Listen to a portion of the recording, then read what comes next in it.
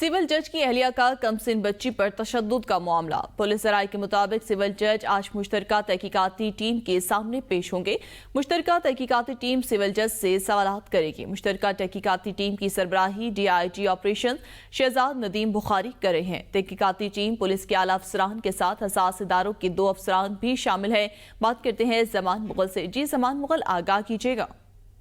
जी, ये मामला है जुडिशल अफसर की बीवी की तरफ से कमसिन बच्ची के ऊपर तशद्दुद का, और उस पे जो ट्रायल कोर्ट थी उसने मुल्ज़मा की दरखास्त जमानत खारिज कर दी थी, जिसके बाद उनकी गिरफ्तारी अमल में लाई गई थी।